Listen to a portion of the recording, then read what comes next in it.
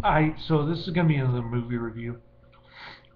This one's called Mondo Cane 2, also known as Mondo Pazzo. Excuse my Italian pronunciation there. Um, this is pretty much the second part of Mondo Cane. Um, they just took 3 hours of footage and chopped it in half, made a double feature: Mondo Cane 1, Mondo Cane 2. I don't know what the Mondo Pazzo is. Um, I don't know where that came in. Mm, excuse me. I had to finish off my Hershey's Sundae pie. Too tempting. And then I got buttery popcorn in the microwave. Fucking just got back from Burger King, man. It's Saturday pig out time. Anyway, I hated the first one and I hated the second one. They're about the same. They try to gross you out with some ripping out some dogs' vocal cords, some Mexicans eating bugs in their tortilla. Um, what else kind of disturbed me? Oh, the scene where they have these torture devices on these little African boys with legs that look like skeletons, and they're all deformed. It kind of reminded me of a Werner Herzog, because I think Werner Herzog used that in what's his name's last movie, Klaus Kinski's last movie. Forgot the name of it, but plus Werner Herzog liked to do these kind of documentaries. I think he did a better one on deaf, dumb, and blind people. That one was pretty good. I didn't like the one that he did on that idiotic grizzly bear dude. I thought it was horrible, including the music.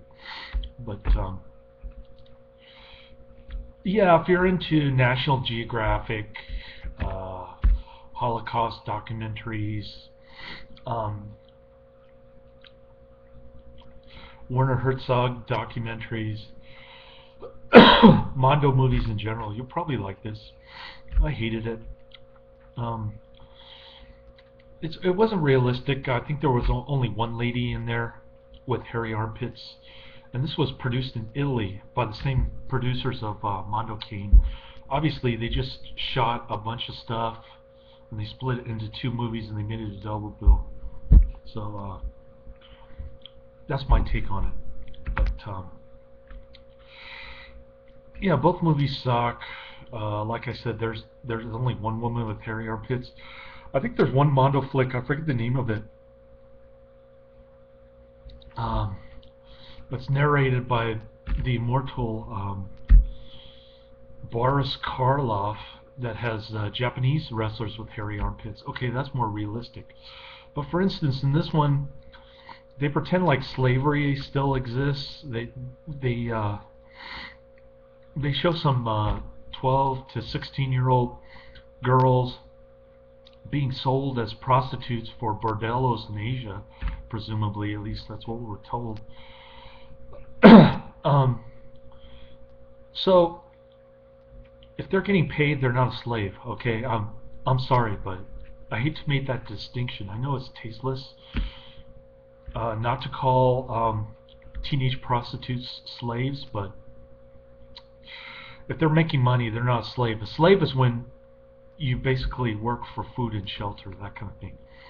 Um, just sorry to be over technical, but yeah, it's more nonsense from these do-gooders, bleeding hearts, exploitation filmmakers who try to make it look like they're actually slaves when they're not.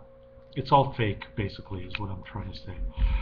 Um, yeah, so if you're like P.T. Barnum, if you what, there's a fool born every minute, that kind of thing, you probably believe that crap, but I wasn't buying it.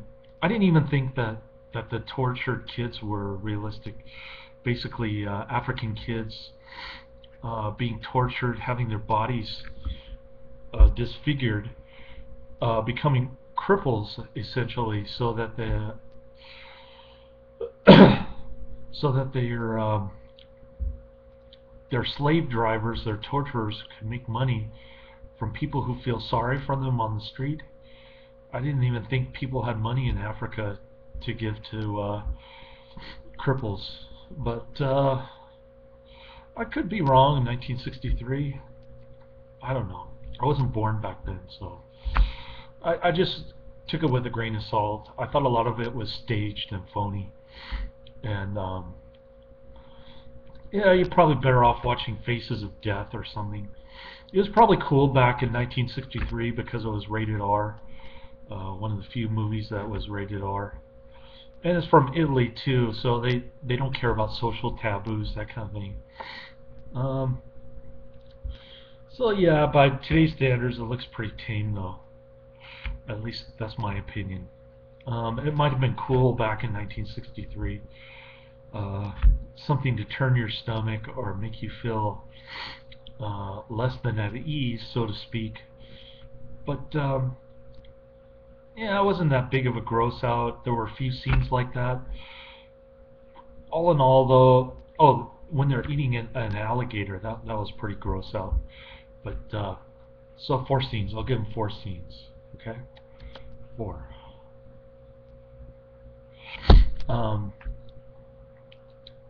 But other than that, it was pretty tame. I guess out of 5 stars, I give a 1.5. Um, didn't didn't like it. Hated it. I was kind of somewhere in between that. Um, Especially when they start showing dying birds in Africa. It's like, come on, this has got to be so cliched, so uh, environmentalist junk, you know. Rachel Carson, The Silent Spring. Oh no, all the birds are dying from pollution. That kind of thing. It was just nonsense. Um, Rather than saying that the industrial plant is polluting the water, they could have just said socialist countries are like an environmentalist holocaust. That would have been more accurate description of the thing. But oh, they had to say, oh, the evil industrialists, the white male capitalists are exploiting Africa. Oh, what a bunch of bullshit. Anyway, yeah, this movie pissed me off. If you didn't know that already. Um, First of all, it's fake, and second of all, you'd have to be a fool to believe the narrator. I much preferred Boris Karloff's narration in another Mondo flick, whatever it was called.